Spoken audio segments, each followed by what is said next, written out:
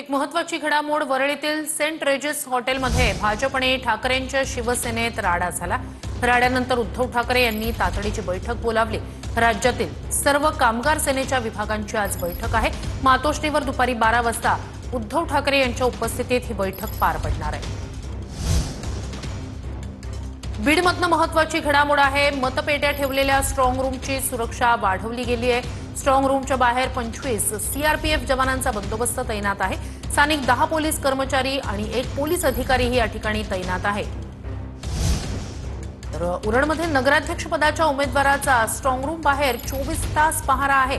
मतपेट्यांबाबत गैर होऊ देणार नाही असं भावना घाणेकर यांनी म्हटलंय। भावना घाणेकर उरण नगर परिषदेत नगराध्यक्षपदाच्या उमेदवार आहेत। पुढच्या घडामोडीकडे नाशिकच्या मनमाडमध्ये उमेदवारांचा स्ट्रॉंग रूम बाहेर खडा पहारा आहे। स्ट्रॉंग रूम बाहेर पोलिसांचाही बंदोबस्त आहे। ठाकरेंच्या सेनेच्या उमेदवारानं स्ट्रॉंग रूम बाहेरच आंघोळ केल्याचं पाहायला मिळतंय।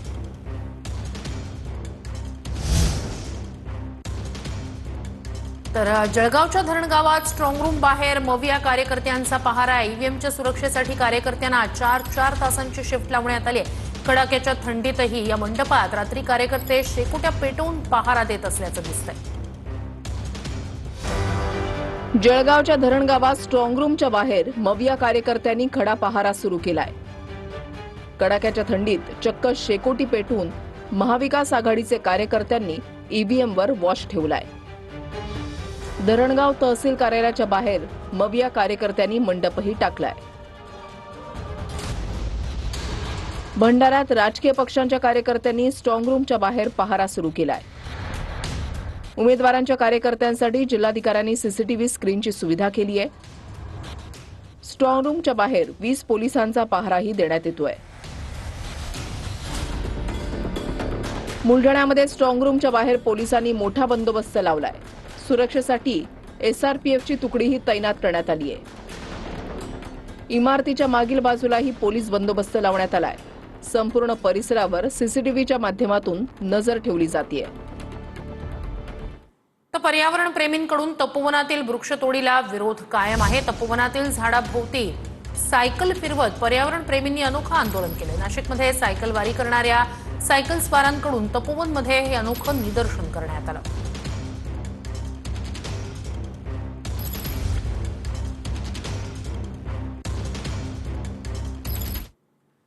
पुढच्या घडामोडीकडे बातमी महत्त्वाची। नाशिकमधूनच तपोवनात कलेच्या माध्यमातून तपोवनमधील वृक्षतोडीचा निषेध नोंदवला जातोय। एका चित्रकारानं तपोवनातील जुन्या वडाच्या झाडाचं चित्र रेखाटत वृक्षतोडीच्या निर्णयाला विरोध केलाय।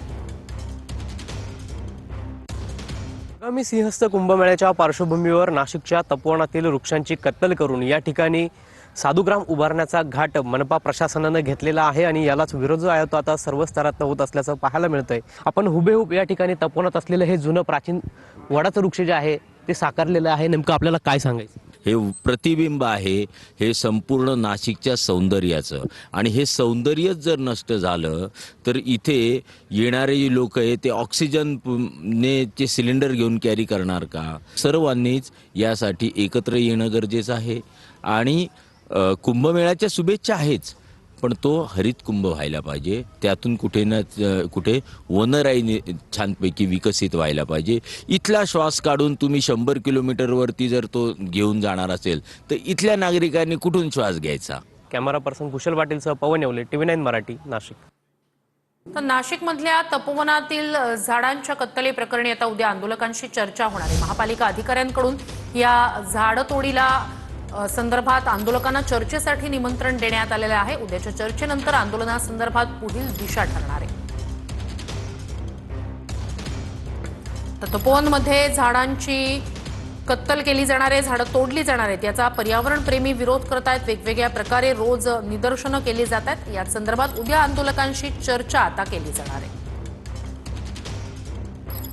नाशिकच्या तपोवनमध्ये पर्यावरण प्रेमींची मोठी गर्दी झाली। तपोवनातील वृक्षतोडीच्या निर्णयाला पर्यावरण प्रेमींचा विरोध आहे। पथनाट्य, कवी संमेलन, ऑर्केस्ट्रा अशा विविध कलांच्या माध्यमातून तपोवनातील वृक्षतोडीला विरोध केला जातोय। बातमी कोल्हापूरमधून आहे। मुरगुडमध्ये नगर परिषदेच्या निकालाआधीच लाखांची पैज लागली। शिवसेनेच्या भैया कुडवे आणि राष्ट्रवादीच्या पंकज नेसरीकर यांच्यात ही पैस लागली आहे. वॉर्ड क्रमांक 1 मध्ये शिवसेनेची जागा निवडून आली तर पंकज नेसरीकर भैया कुडवे यांना 1 लाख देणार आहेत. याच वॉर्डमध्ये राष्ट्रवादीची जागा निवडून आली तर भैया कुडवे पंकज नेसरीकर यांना 1 लाख देणार आहेत. प्रभाग क्रमांक 1 ला राष्ट्रवादीच्या 2 सीटा आल्या तर भैया कुडवेने पंकज नेसरीकरला 1 लाख रुपये पैसे द्यायची आणि प्रभाग क्रमांक 1 ची भाजप शिवसेनेच्या 2 सीटा जर आल्या तर पंकज नेसरीकरने भैया कुडवे यांना 1 लाख रुपये म्हणून ती पैसे द्यायची. ही पैसे आज ठरलेली आहे जैन चित्र मंदिरच्या दारात.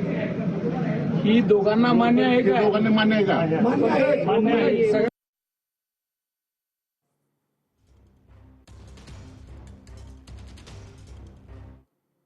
ठाण्यात कारमध्ये महिलेवर दोघांकडून अत्याचार करण्यात आले. सामूहिक अत्याचार प्रकरणी हिरालाल केदार या आरोपीला अटक करण्यात आली आहे. केकमध्ये गुंगीचं औषध देऊन महिलेवर अत्याचार करण्यात आला.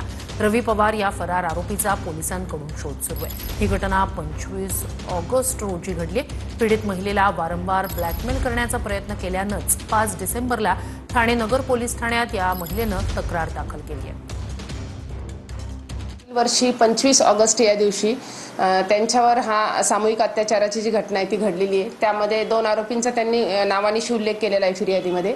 त्यातील 1 आरोपीला आपण अटक केलेली आहे. दुसऱ्या आरोपीचा आपला शोध चालू आहे. घडलेल्या घटनेनंतर ती शॉकमध्ये गेली होती. समाजाची भीती, कुटुंबाची भीती आणि याच्यापोटी ती अद्यापपर्यंत आपल्यापर्यंत तक्रार दाखल करायला आली नव्हती. यातील जो फरारी आरोपी आहे त्याच्याकडनं तिला पुन्हा हॅरेसमेंट सुरू झाल्याबाबतची तिच्याकडे माहिती म्हणजे तिने दिलेल्या माहितीप्रमाणे अत्याचार सुरू झाल्यानंतर मग सरतेशेवटी न राहून तिला पोलीस स्टेशनपर्यंत यावं लागलं आणि झालेल्या घटनेबाबत आपल्याला माहिती द्यावी लागली.